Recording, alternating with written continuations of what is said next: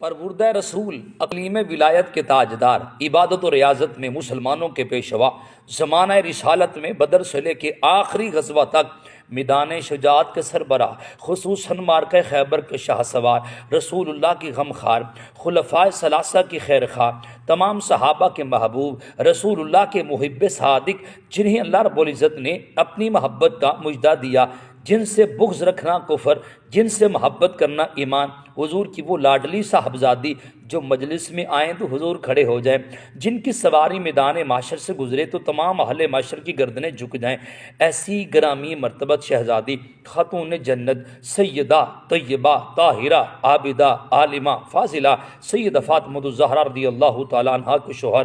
جنت کے جوانوں کے سردار، حسنین کریمین رضی اللہ تعالیٰ عنہما کے والد، سلسلہ نسل محمد صلی اللہ تعالیٰ علیہ وآلہ وسلم کے بانی، جو اگر صدقہ دیں تو قرآن ناطق ہو، اور جن کے رکوع اور سجود پر قرآن شاہد، حضور کے تربیت یافتہ ذات، جن کی سرکار ناس برداری کریں،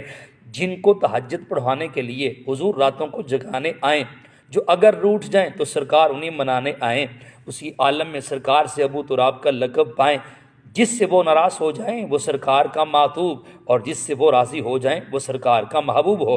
اندھیری راتوں میں ساحل مراد تک پہنچنے کے لیے جہاں آسمان ہدایت کے ستاروں کے بغیر گزارا نہیں، وہاں ان کے سفینے کے بغیر بھی کوئی چارہ نہیں۔ وہ پیدا ہوئے تو کعبہ میں، شہادت پائی تو مسجد میں، جن کی زندگی کا محور آغاز سے انجام تک اللہ تعالیٰ کا گھر تھا۔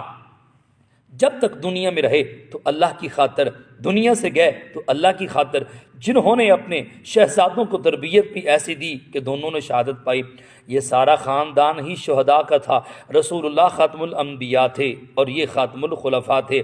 یہ وہ ہیں جن کی محبت میں جینا عبادت ہے اور جن کی محبت میں مرنا شہادت ہے، انہی کو علی مرتضیٰ کہتے ہیں۔